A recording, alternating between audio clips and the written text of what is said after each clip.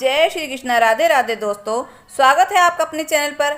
आज हम आपको सुनाएंगे भगवान जगन्नाथ मंदिर के प्रसाद से जुड़ी एक बहुत ही अद्भुत कथा और मंदिर के चमत्कार के बारे में।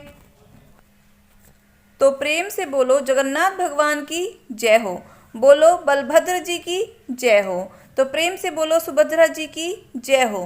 कहते हैं कि भगवान जगन्नाथ जी का प्रसाद दुनिया के सभी मंदिरों के प्रसादों से अलग और चमत्कारी है।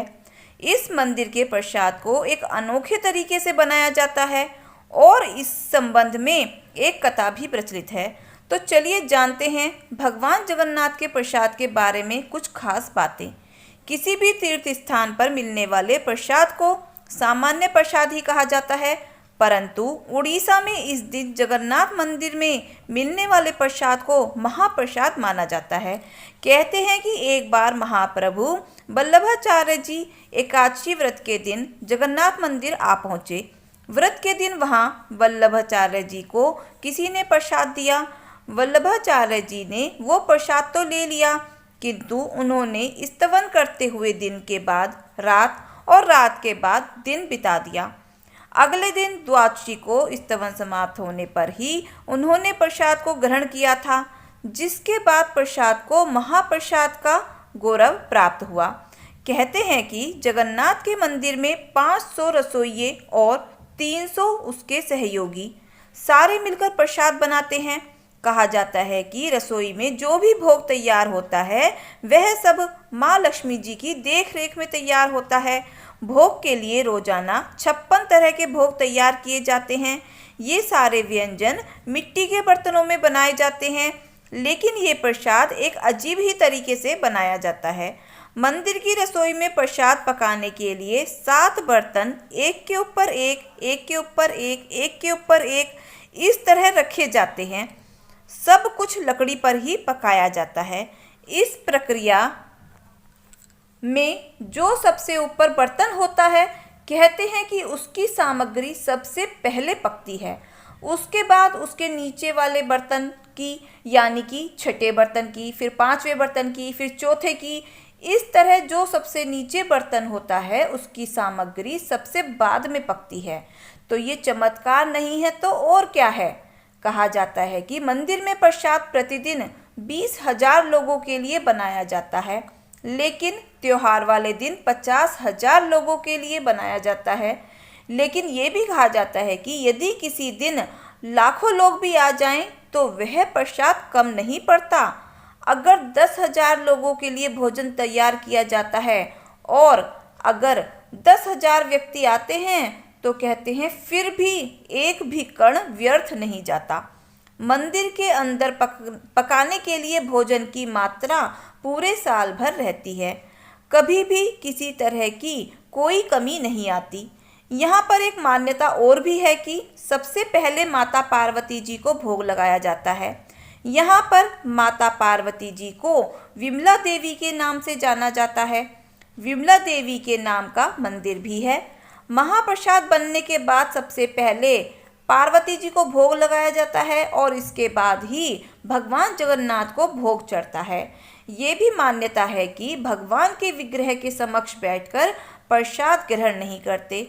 ऐसी ही मान्यता है कि एक बार माता लक्ष्मी जी ने भगवान की इच्छा से ही नारद मुनि को यह प्रसाद भगवान की अनुपस्थिति में दिया था। तभी से ये परंपरा है कि भगवान के समक्ष बैठकर भोग ग्रहण नहीं किया जाता। तो चलिए अब सुनते हैं महाप्रसाद की कथा। तो प्रेम से बोलो विष्णु भगवान की जय हो। इस कथा में यह बताया गया है कि यह महाप्रसाद कैसे संसार में आया। तो इस संबंध में चैतन्य मंगल में एक कथा आती है। एक दिन नारद मुनि कैलाश पर्वत पर शिव जी के दर्शन करने के लिए पहुँचे और उन्होंने श्री कृष्ण जी एवं उद्धव जी के बीच की वार्तालाप का वर्णन उनके समक्ष किया। इस प्रसंग में उद्धव जी भगवान के महाप्रसाद की महिमा का गान करते हुए कहते हैं कि हे भगवान, आपकी महाप्रसाद की माला, सुगंधित तेल, वस्त्र, आभूषण और आपके उच्चेष्टि भोजन को स्वीकार करने से आपके भक्त आपकी माया शक्ति पर विजय प्राप्त कर लेते हैं। यह सुनकर नारद मुनि कहते हैं कि हे कैलाशपति, यह बात सुनकर मेरे हृदय में भगवान विष्णु का महाप्रसाद चखने की तीव्र इच्छा जागृत हुई। इसी आशा में मैं बैकुंठ गया और पूर्ण भक्ति भाव से माता लक्ष्मी जी की सेवा करने लगा। सेवा करते करते 12 वर्ष बीत गए। 12 वर्षों तक सेवा करने के पश्चात एक दिन माता लक्ष्मी ने मुझसे कहा कि नारद मुनि, मैं तुम्हारी सेवा से अत्यंत प्रसन्न हूँ, तुम मनचाहा वरदान मांग लो। तो माता लक्ष्मी जी से वरदान की बात सुनकर नारद जी बहुत ही खुश हुए और नारद जी ने विनीत भाव से कहा कि हे माता, अगर आप मेरी भक्ति से इतने ही प्रसन्न हैं तो जो मैं मांगूंगा वह तुम्हें देना पड़ेगा। पहले इस बात का आप मुझे वचन दो।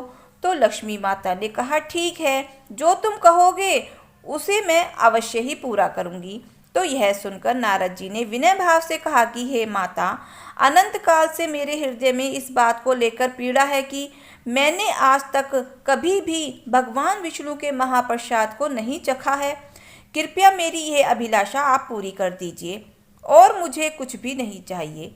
यह सुनते ही माता लक्ष्मी जी दुविधा में पड़ गईं और कहने लगी कि नारद जी, मेरे स्वामी ने मुझे कठोर निर्देश दिए हैं कि मैं महाप्रसाद किसी को भी नहीं दे सकती।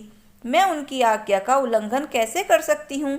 और मैंने तुम्हें वचन भी दे दिया है तो अपने वचन से मुक्त भी नहीं हो सकती। आपने तो मेरे सामने बहुत बड़ा धर्म संकट खड़ा कर दिया है। मैं अपने वचन से भी मुंह नहीं मोड़ सकती, लेकिन चिंता करने की कोई बात नहीं है। मैं तुम्हारे लिए कुछ ना कुछ व्यवस्था जरूर करूँगी। इस बात को कई दिन बीत चुके थे। कुछ समय पश्चात माता लक्ष्मी जी ने एक दिन भगवान विष्णु से किसी तरह अपने हृदय की बात कह दी और बताया कि किस तरह उन्होंने भूलवश नारद मुनि को वचन दे दिया और उन्होंने वचनबद्ध करके भगवान का महाप्रसाद मांग लिया है। अब मैं बड़ी दुविधा में फंस गई हूँ। स्वामी, आप ही बताइए मैं क्या करूँ? तो यह सुनकर भगवान विष्णु ने कहा कि हे प्रिय, तुमने बड़ी भारी भूल कर दी है, परंतु अब क्या किया जा सकता है। तुम ऐसा करना कि नारद मुनि को मेरी अनुपस्थिति में मेरा महाप्रसाद दे देना। तो माता लक्ष्मी भगवान विष्णु से इस तरह का उत्तर पाकर बहुत ही खुश हुई और दूसरे दिन जब नारद मुनि आए तो माता लक्ष्मी जी ने उन्हें भगवान विष्णु का महाप्रसाद दे दिया। इस तरह महादेव जी को सारा वृतांत बताते हुए नारद मुनि ने आगे कहा कि हे महादेव, आप विश्वास नहीं करोगे कि महाप्रसाद के स्पर्श मात्र से ही मेरा तेज और आध्यात्मिक शक्ति 100 गुना बढ़ गई है। मैं दिव्य भाव का अनुभव करने लगा हूँ और वहीं सुनाने के लिए यहाँ मैं आया हूँ। तो यह सुनकर कैलाशपति महादेव जी कहते हैं कि हे नारद, निश्चित ही तुम्हारा तेज अलौकिक है, परंतु तुमने ऐसा दुर्लभ प्रसाद का एक कण मेरे लिए भी नहीं रखा। तुम ऐसा कैसे कर सकते हो? यह सुनकर नारद मुनि लज्जित हो जाते हैं, परंतु तभी उन्हें याद आता है कि अभी उनके पास महाप्रसाद थोड़ा सा बचा हुआ है। तो नारद मुनि ने खुश होते हुए कहा कि नहीं भगवान, अभी तो मेरे पास थोड़ा सा महाप्रसाद बचा हुआ है। यह कहकर उन्होंने तुरंत महादेव जी को बचा हुआ महाप्रसाद दे दिया, जिसे महादेव जी ने सम्मान पूर्वक स्वीकार किया। जैसे ही भोलेनाथ ने उस महाप्रसाद को ग्रहण किया तो ग्रहण करते ही श्री कृष्ण प्रिय में मस्त होकर भगवान शिव नृत्य करने लगे और उनके नृत्य की थिरकन से पृथ्वी हिलने लगी और भूकंप सा महसूस होने लगा। तब भयभीत होकर माता पृथ्वी ने पार्वती जी से महादेव जी को शांत करने का निवेदन किया। माता पार्वती जी ने शिव जी को बहुत ही मुश्किल से शांत किया और फिर उनसे पूछा कि इस तरह नृत्य करने के पीछे क्या कारण है। तो शिव जी ने बताया कि आज मुझे नारद मुनि ने भगवान का महाप्रसाद दिया है, उसे ग्रहण करते ही मैं आनंदित हो गया और नृत्य करने लगा। तो यह सुनकर माता पार्वती जी बहुत ही खुश हुई और बोली कि स्वामी, थोड़ा बहुत प्रसाद तो आपने मेरे लिए भी रखा होगा। तो शिव जी ने कहा, नहीं, मैंने तो पूरा ही ग्रहण कर लिया है। यह सुनकर माता पार्वती जी रुष्ट हो गईं और बोली, स्वामी, आपको महाप्रसाद मुझको भी देना चाहिए था। क्या आप नहीं जानते कि मेरा नाम वैष्णवी है?